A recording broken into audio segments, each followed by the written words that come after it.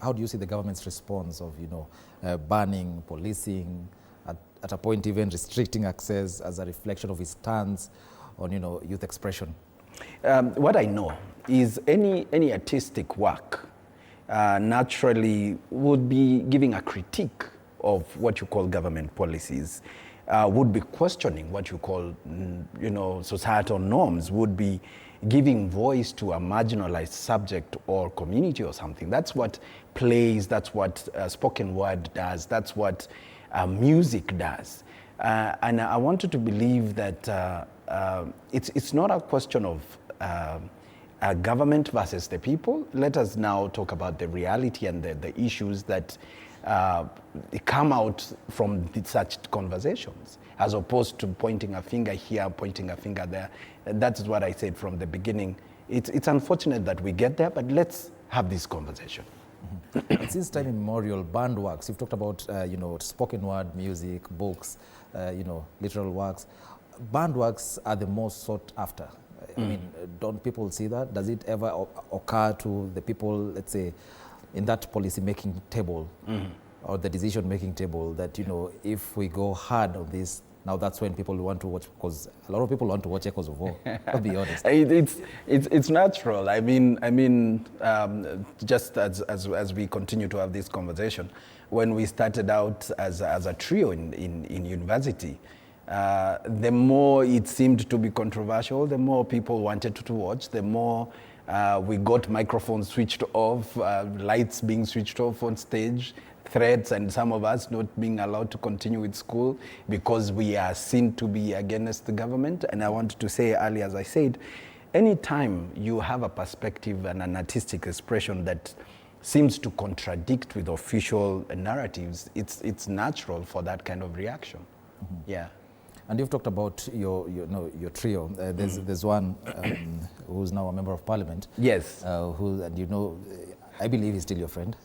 No, he's my younger brother. He's your younger brother. Yes. Excellent. You still have chats, I'm sure. And some people have accused him of going the full circle and becoming the people he used to criticize.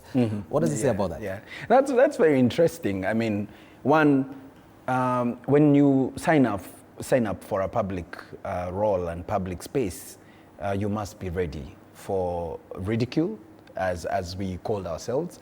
You must be ready. Those days we had an opportunity to be from the audience perspective and watching the leaders in space and in action. And therefore, I don't find it odd or awkward for people to say that KJ seems to be what he acted, because now KJ is actually in the position of leadership. And what we were doing then is reflecting the leadership then in terms of how they were doing things. And therefore, I would expect, I'm in political space, I'm in leadership, I'm in governance, and not everybody will be happy with what I do or how I say it. And that's expression. That is a freedom of expression that we actually advocated for all along through our acts. So whatever is going on, whatever backlash that KJ or myself would get, being in space of leadership, we are now the leaders who we were actually trying to, use art. So you're saying you change your ideologies? No, it doesn't. Do you believe in what you're doing then? Yes, and we still believe in what we're doing. And talking about KJ, I want to say this. First, I'm not a voter, I'm not a resident of Dagoretti South, where he's a member of parliament. So I vote in Westlands, I live in Westlands, so I would tell you this, and I know you have this sheepish smile, but I'll tell you this. He's a national leader, yeah. Because here he's a member of parliament for Dagoretti South. He's not a national leader, but he's in national discourse. I would tell you this: the best way to critique or analyze somebody's output is from the ground. That's why people say vitu kwa ground is different.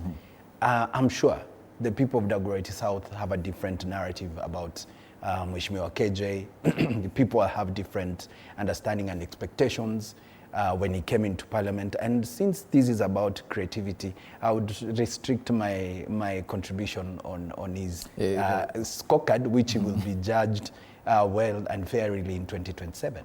Yeah.